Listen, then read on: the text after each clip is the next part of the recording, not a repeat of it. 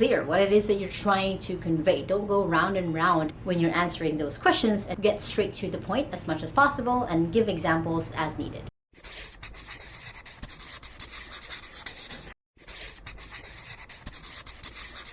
Hey there, welcome back to my YouTube channel. Now my goals at this video is to walk you through what are different things that you can do to stand out as a virtual assistant. Now if this is your first time on my channel, my name is Lai Lacaba. I've been working from home since I was 15 years old and now run my own virtual assistant outsourcing company here in the Philippines. And I post videos every Sunday and Thursday on how to work from home and how to have a business from home, so make sure to hit the subscribe button right there so you don't miss any of my videos. Now when you're applying for jobs, you're probably going against a lot of different applicants. You're going against applicants who have more experience than you, who probably know more about the job than you, or people who have followed already the different tips that I'm going to be giving to you in this video.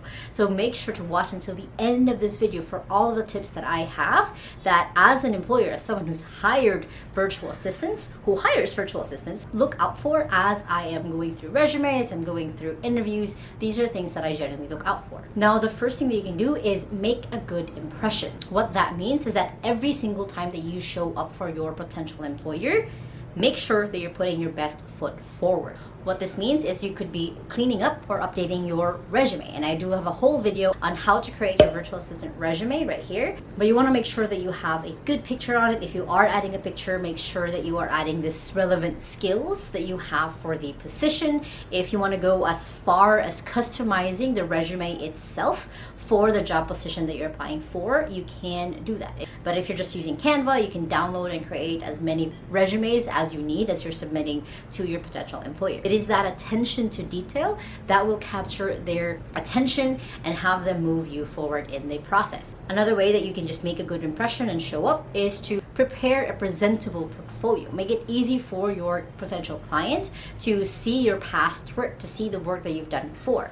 Now, if you don't have any experience at all, I do have a whole video on how to create a portfolio, even if you don't have any experience. And it's basically just using different prompts that you can find online to create your own work. Another way that you can make a good impression or put your best foot forward is to just be present on social media, especially if you're going to be applying for a job where you need to show your expertise on social media. So showing up on Facebook, on Instagram, on LinkedIn, having an updated profile or profile photo, or introducing yourself as the person that you're trying to apply for is going to just help your application. And another good way that you can make a really good impression is by researching the company that you're about to be applying for.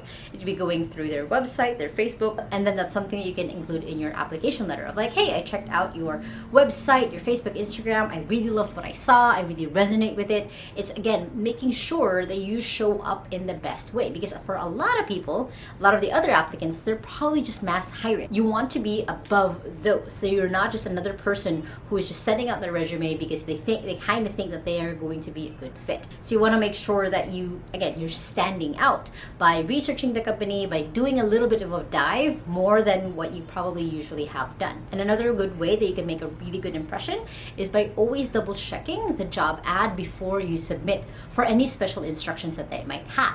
They might ask you to submit your portfolio in a different platform. They might ask your application letter in a different format, or they might even ask you to add a secret word or phrase in your subject line or your application letter, so then they can make sure that you actually read the ad.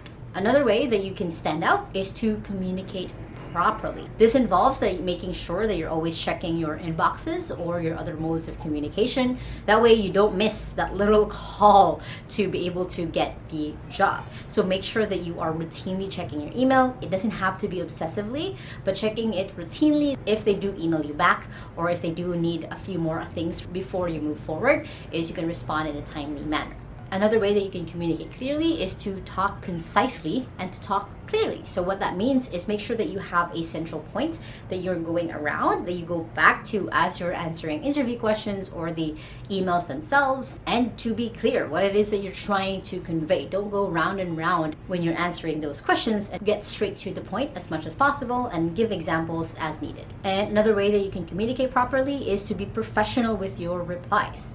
Again, it's not just about being timely, it's also not about just being clear, but making sure that you show them the respect that they have earned as the employer, as someone who's now looking for someone else to work in their business, and to be professional when you are communicating with them. Another way that you can stand out when you're applying for jobs as a virtual assistant is by taking initiative or by being more proactive. What this means is by asking specific questions, and I have a whole video on questions to ask your possible employers, but it's you asking for clarity on like goals that the company has, about what are the things that are expected from you, of what are the outcomes that they're really looking forward to see from you. When you ask these questions, you're also giving them clarity on who it is that they want, and because you're the one asking those questions, they think like, hey, maybe this person is asking the right questions so that I can give them clarity, so I want to work with this person. The next way that you can take initiative or be more proactive is just giving them information that they need to decide. So it could be showing them your past work. It could be giving examples of how you've handled some of the tasks they already are asking for, or it could just be more forthcoming with things that you know are relevant to the position, that is relevant to you and relevant to them. And of course, a really big way to take initiative or be proactive is by giving them feedback, of being able to give suggestions based on what you've seen so far. It's giving them the heads up of like, hey, I really like this about your website, for example, or about your Facebook, or I really love this about your process, or basically, hey, can I give you a really quick feedback on how I think you guys can do this better?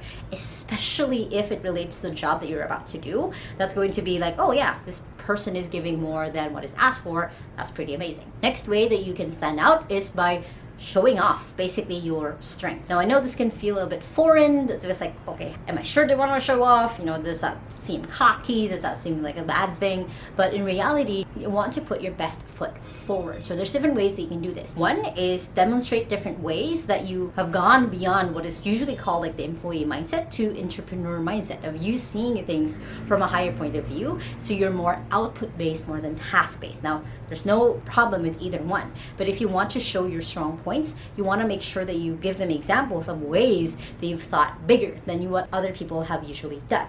But again, it's about showing them that you're willing to do and work more than all of the other applicants who are just doing the bare minimum, and you're willing to showing up with your best foot forward to have them think like, hey, this is the person that I'm looking for. Next is you can talk about your leadership experiences or situations where you were the problem solver, where you relied on a team or worked with a team to be able to get something done. Or if you don't have any experience at all, think back to maybe school projects that you've had to do where you led a group or able to get the group to where they want to be or where they needed to be able to pass the grade. And another way that you can show off basically your strong points or your strengths is by talking about the training that you have gone through. It could be training that you've done in college, it could be training that you did yourself or with a past employer, but it's showing them that you are willing to invest in yourself, in your own education, to be able to move things forward in your life, to be better at where you are at. And of course, the last tip is just be memorable. Now, I don't mean memorable in a crazy way where they'll think like, oh yeah, I'm never going to look at this person's resume ever again. But it's, again, putting a little bit more of effort than most applicants would. It could be connecting with your interviewer a little bit better. It could be if they say like, hell yeah, inside of the company, we all really love books. That it's you, oh yeah, what's your favorite book? It's putting in a little bit more interest into the person that you're about to start working with. It's being enthusiastic or energetic without going over the edge. It's just showing that you are interested in this job, that this is a job that you actually want. And of course, if it doesn't vibe, if it doesn't make sense for you to be energetic or enthusiastic about this job, then maybe it's not the job for you. It's a good gauge also of how you show up and how you become memorable if you do show that level of just wanting to be in that job. There's also making sure that you ask for feedback. That's another way that you become memorable, is instead of running away from potentially negative feedback, you are going towards it and asking like, hey, how can I do this better? Like after the interview, asking, how did I do the interview? Is there anything that I could do better the next time? Or do you have any tips for me as we move forward? And also just letting them know that you are open to any other positions that they might offer. Letting them know that, hey, I love this position, but I really want to work with you guys. Do you have any other positions that you can offer, if just in case that I don't get accepted to this one? So again, it's putting your best foot forward so that they know that you are someone who is investing more than most applicants would. And of course, the best way really to show up, to stand out in a job application process is just to be yourself. You don't want to paint this picture of a different kind of person when you're applying and a different kind of person when you actually do the job. Just be yourself. If that self isn't enough, then you go to self-improvement, you go to studying different books, you go to working on that side of yourself, so you then can show up in the best way possible. Now, if you guys like this video, make sure to hit the thumbs up button right there and comment below what are different ways that you've also shown up the best way when it comes to applying for a job online. Now, if you guys still haven't, make sure to hit the subscribe button right there so you don't miss any of my videos every Sunday and Thursday on how to work from home and how to have a business from home, which you guys can check out those two playlists right here and the latest video right here. I hope you guys have an awesome day, and with the small steps matters, and I'll see you in the next video. Bye!